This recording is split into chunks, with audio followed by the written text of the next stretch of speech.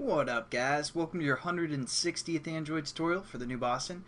What we're going to do in this tutorial, we're basically going to create a widget, as you see here. You can move this widget around on your home page and you can delete it. And what's going to happen is I'll just delete this real quick. We're going to use a method when it deletes, displays a toast. For the most part, this widget is pointless, but you can just add a widget by holding down on your main screen, and it pulls this up here, and we can pick like pointless widget, which is the one I created just to get reference. And then right when we create a widget, it opens an activity that is basically going to be our configuration. So we can type something and hit OK. It sends that result, and this first text view is going to be whatever that result is, and then our button is going to be our button's going to open up an activity or some sort, maybe open up the new Boston splash screen, get our activity going that way.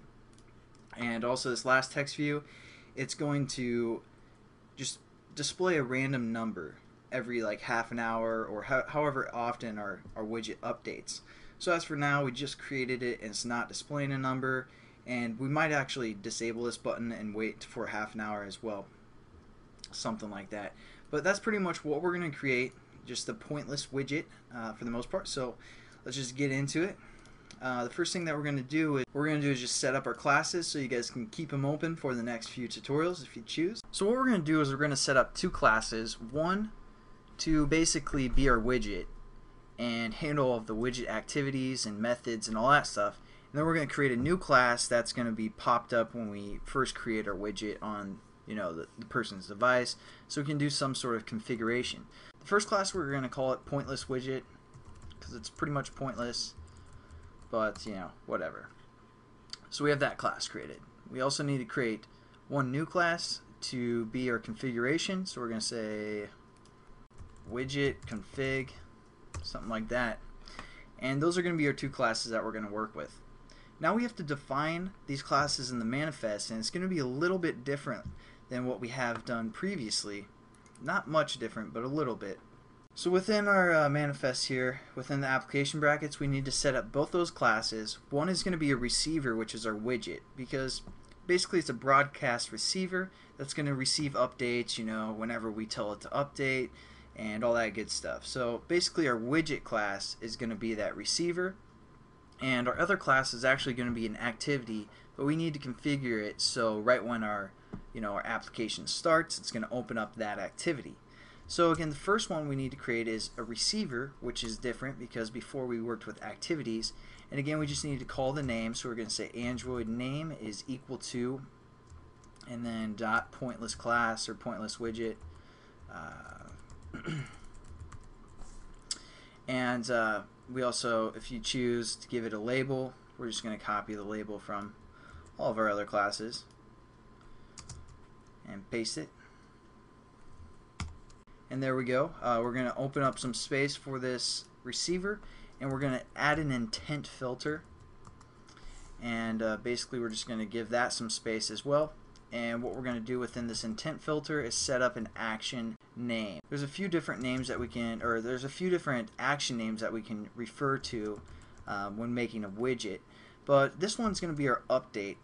It's basically going to only be called when our widget updates. So we're just going to say Android.appWidget.action. And all uppercase appWidget underscore update. And then we're just going to close off our action name. And so now this class is going to be called every time our widget updates, and we're going to set that update probably in the next tutorial. But again, we just need to refer to this action name. We're also going to add some metadata. So we're just going to say under where our intent filter closes off, we're going to say metadata. Oops.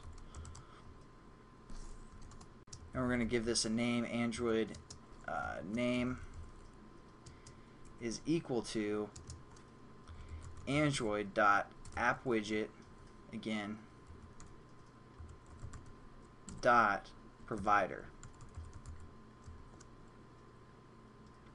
And we're also going to relate some information about the resource, which we'll get into later. I just want to make sure we have everything defined before we get into it, and we can kind of review this later. So our resource is going to be equal to, again, whatever we set up the resource as, but we're going to say @XML / widget stuff, or whatever you guys want to call that. Those other things had to be, spelled verbatim, but this one is a class, or this is going to be an XML file that we're going to create called widget stuff, so we got to remember to do that. And then just / close off our metadata.